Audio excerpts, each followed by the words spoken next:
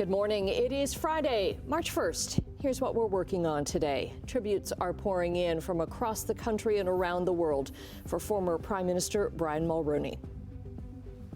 A new clinical trial offers hope for reducing deaths from advanced HIV. And Chaz Palminteri is bringing his one-man play to Niagara Falls.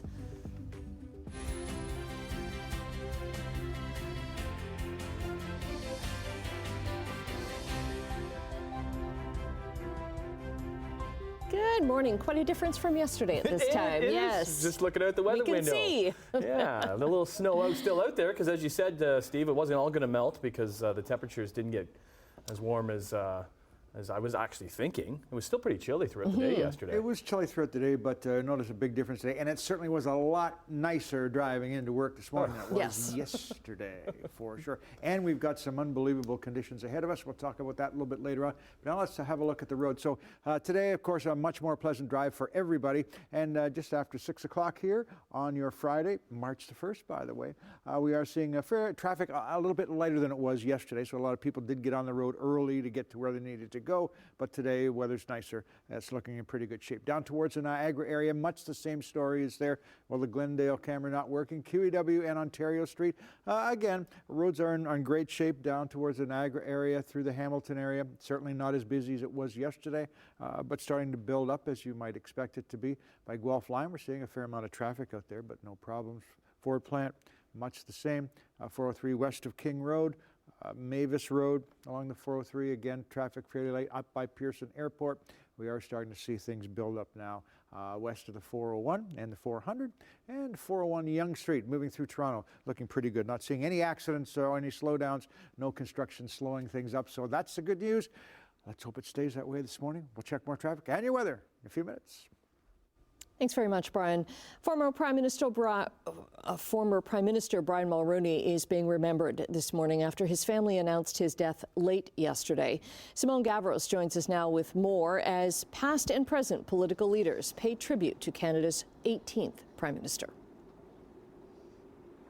Hi, good morning, Annette. Well, the news came late yesterday evening about the passing of Brian Mulroney, and his daughter was the one who shared this details on social media, saying that he passed peacefully and it was surrounded by loved ones, and he was 84 when he passed away.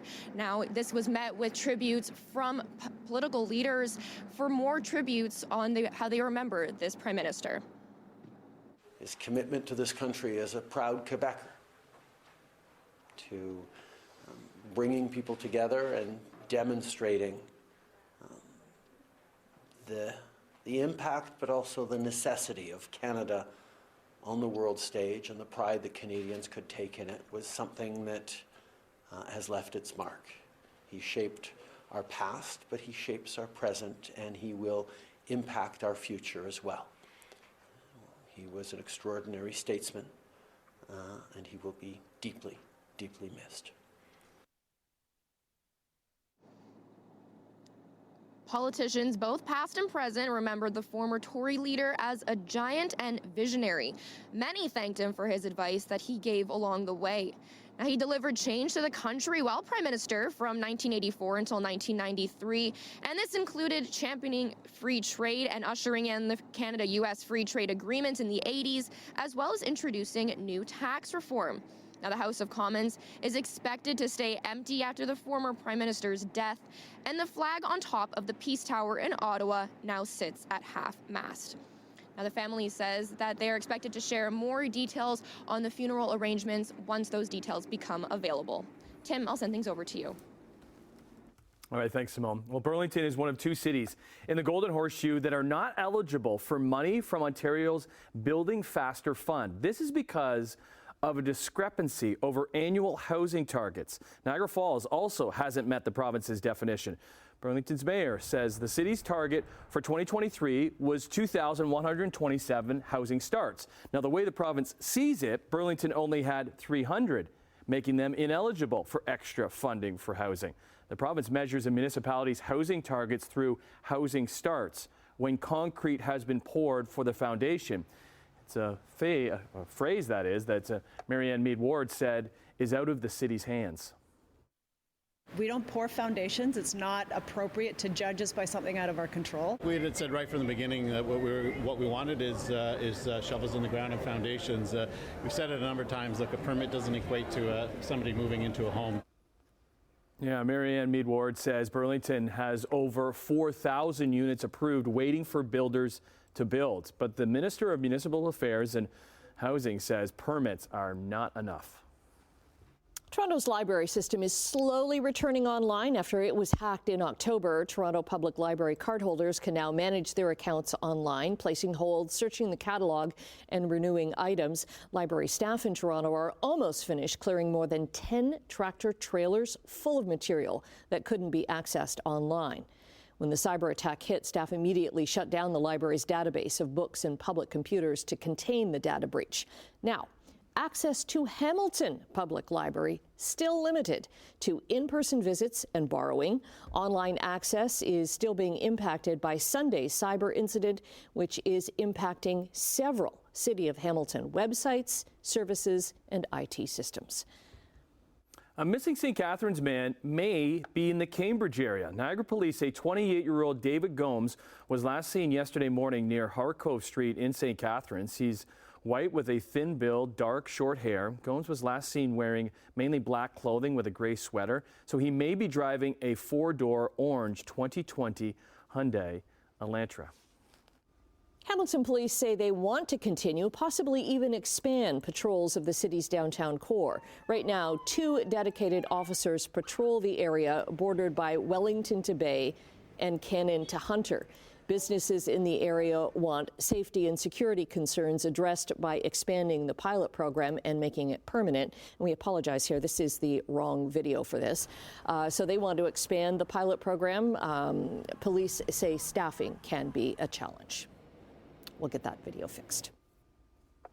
Well, it is going to be chilly in Burlington this weekend, no matter what the temperature reaches. The Chilly Half Marathon is being run on Sunday. There will be several road closures downtown from 6:30 on Sunday morning until 3 in the afternoon. The marathon also means delays and detours for Burlington Transit. Hundreds of people are set to run, all in support of cancer care at Burlington's Joseph Brand Hospital. All right, into Sportsline, we're a week away from the NHL trade deadline, and it's no secret Maple Leafs need some help on the back end. And they filled that need sort of with a familiar face. The Leafs have reacquired Ilya Lyubushkin from the Anaheim Ducks for a 3rd-round draft pick in 2025 and a 6th-round pick this season, heading to Carolina, who will be picking up some of the cash to help the Leafs out. Lyubushkin returns to the blue and white after a midseason trade 2 years ago. He played 31 games that season, 7 playoff games. That season, he provides a limited offense, but is a big body and likes to use it. His nickname, the Russian Bear. He had no bearing on last night's game. It's a breakaway for Marner. It's Marner in, looking for Nye. Scores! There's a patented Marner play. Mitch Marner sure did, though. Oh, what a beautiful setup in the first to Matthew Knies, who scored his 11th of the season. Actually, crazy stat here. The last time the Leafs beat Arizona on home ice was October 17th, 2002, which was the very same day that Knies was born in Phoenix, Arizona. How about that?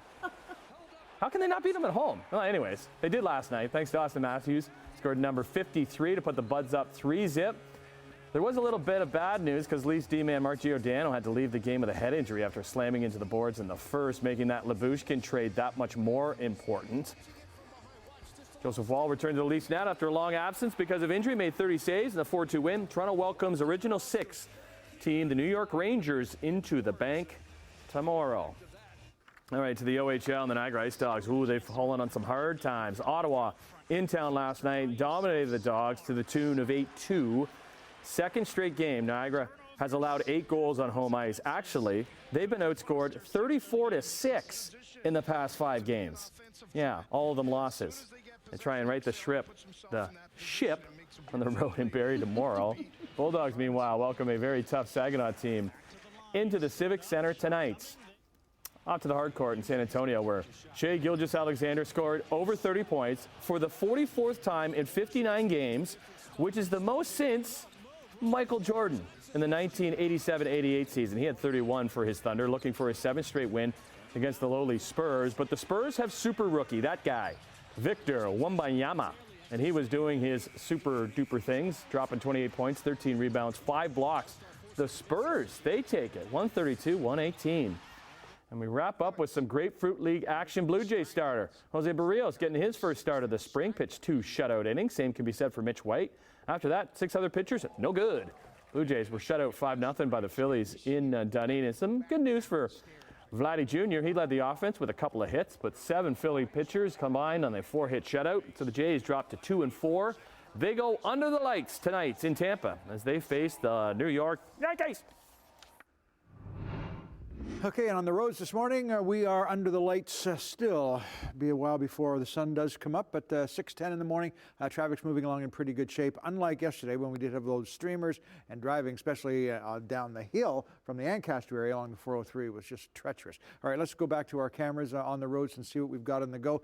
The Skyway Bridge, again, a little bit lighter than it was yesterday. Go back down towards Niagara. Got the Glendale camera back on right now. So, again, it looks like everything's dry. Starting to see a little bit of pink there on the horizon, so that means the sun isn't too far away. QEW, Ontario Street, seeing no problems. Up by Pearson Airport, if you're heading there for business or pleasure or heading out of town, traffic's moving along in good shape, but building as we speak. And west of the 400 along the 401, again, we're seeing a fair amount of traffic there, but looking in good shape. Back down towards the QEW, Guelph line, seeing no major problems up there.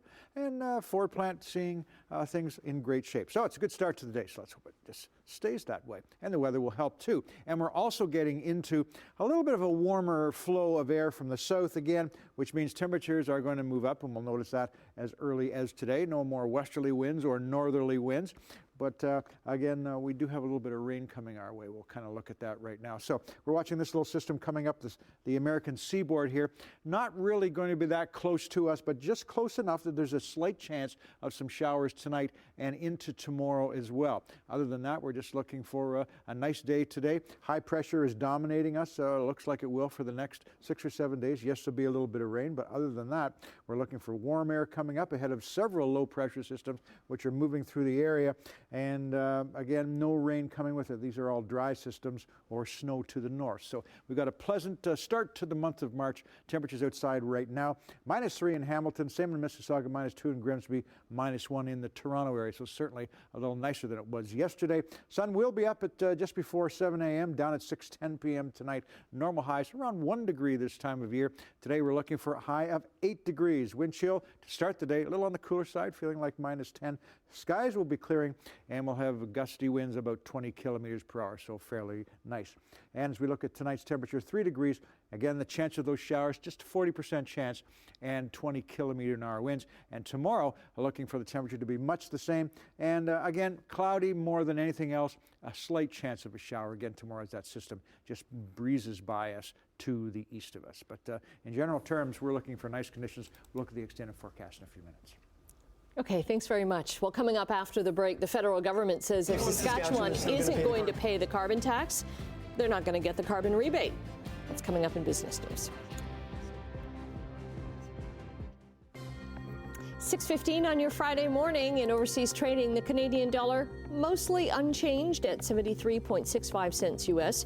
Gold is up $7, and crude is up 84 cents to $79.10 a barrel.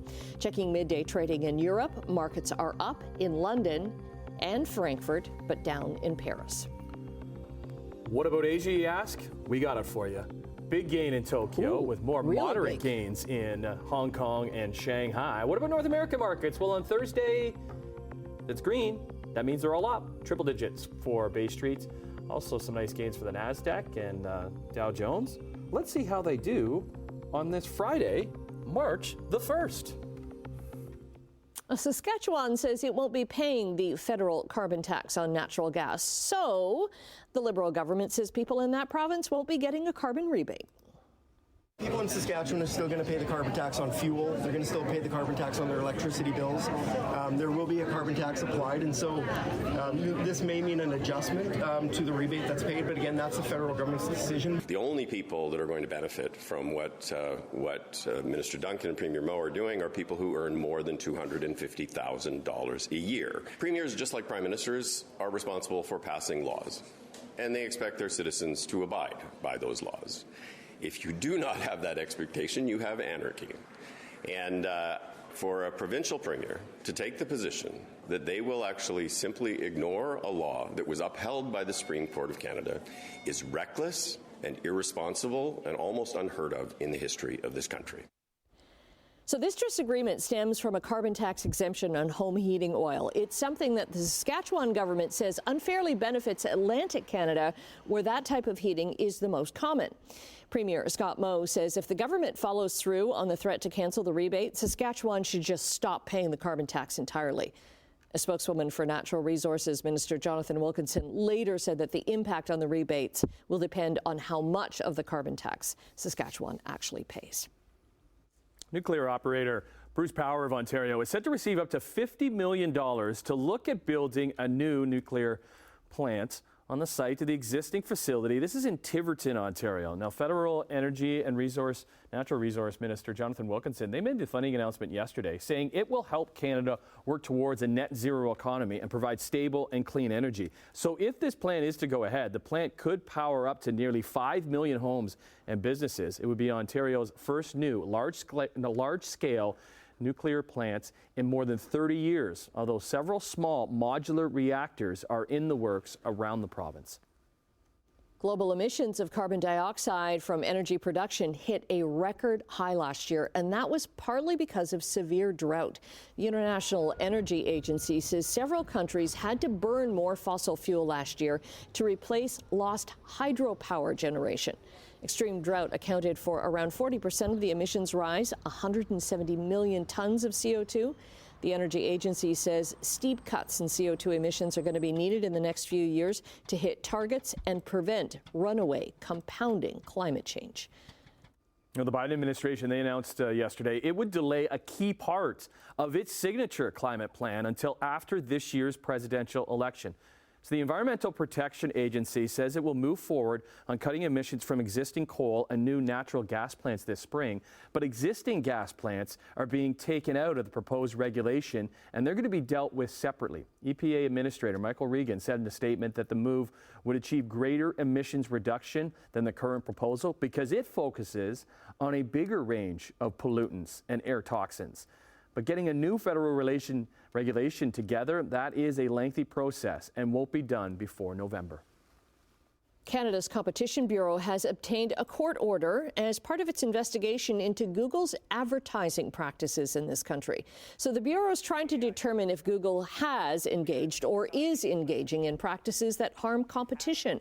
The court order requires Google to produce records and written information relevant to the investigation. The probe was launched in 2020. It involves online advertising and the technology used to display ads on websites and apps.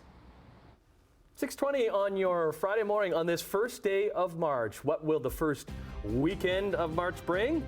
Steve's back with a look at your full 7-day forecast right after this.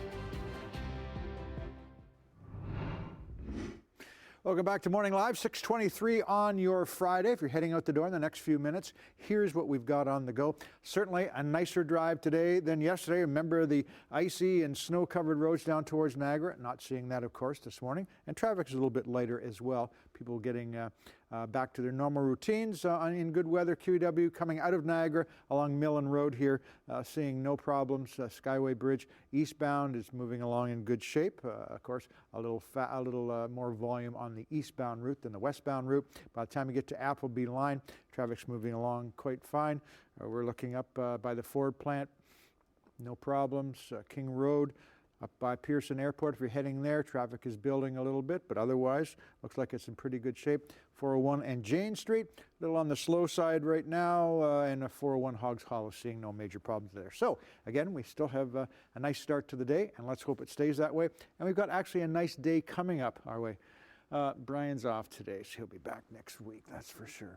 We do have, again, a little bit of warm air coming up our way, so we're going to change from a high of, -4, -5 yesterday to +8 today, so that's quite a swing for us, and that's not too bad out there at all. Chance of some showers coming in, though, tonight and tomorrow. Just a 40% chance, though, because we do have, again, a little bit of green here, which is rainy conditions, but it's a bigger system moving up the American coast, but we're right on the edge of it, so there is a chance tonight. So we're looking for cloudy conditions once we get by today and into tomorrow as well, but a slight chance of some showers rolling through. But after that, looks kind of nice out there, so no complaints at all. Your day planner today looks like this.